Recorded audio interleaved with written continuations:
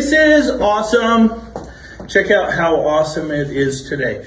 Okay, we're talking about a super flower blood eclipse moon. Super flower blood eclipse moon. Crazy. So that is what you're going to get to see on May 26th. That's a Wednesday.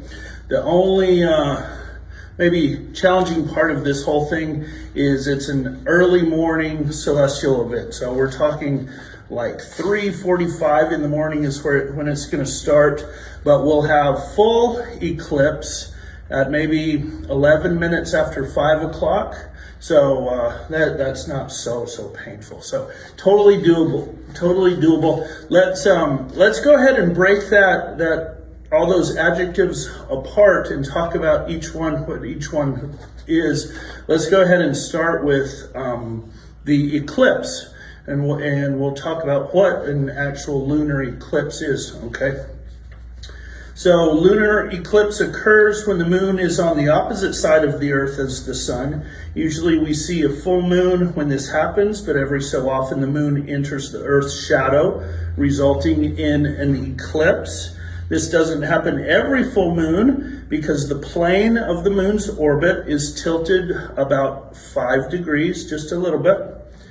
And from this plane of the Earth's orbit, the moon misses the shadow of the Earth. So that's a little bit about the eclipse part. Let's talk about the super part. So in general, or on average, we're about 240,000 miles from the moon. And it's not a perfect circular orbit. It's a little bit oblong. So there's what's called a perigee and an apogee. An apogee would be the further distance.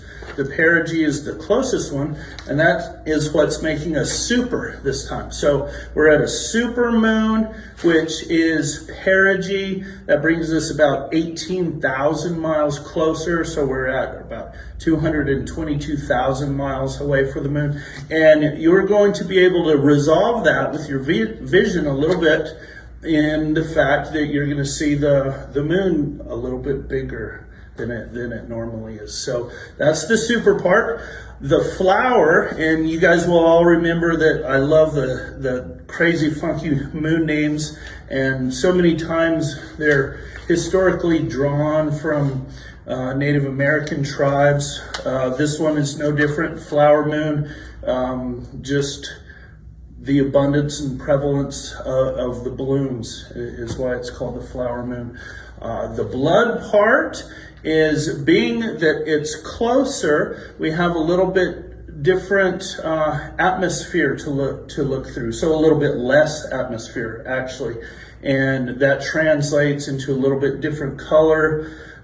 Technically, the blue light is scattered more. Therefore, we're gonna pick up the red light in with our rods and cones and see it as this sort of dusty, orangey red color. There's also a little bit different refraction going on.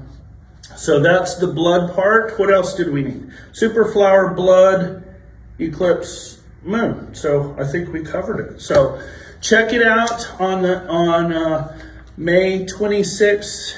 Look in the southwest. Okay, so it's gonna do sort of east-southeast rise, and then a moon set will be in about southwest at a little after 5 in the morning, and you're only going to get maybe 11 minutes of full eclipse.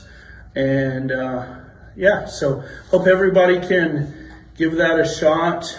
If you want to get up earlier and want to do a little bit of stargazing, since you made the effort, look in the southwest at the early morning hour. Just to the left of the moon will be the zodiac constellation Sagittarius. Remember, he's the archer, the centaur archer with his bow at the ready and pulled back.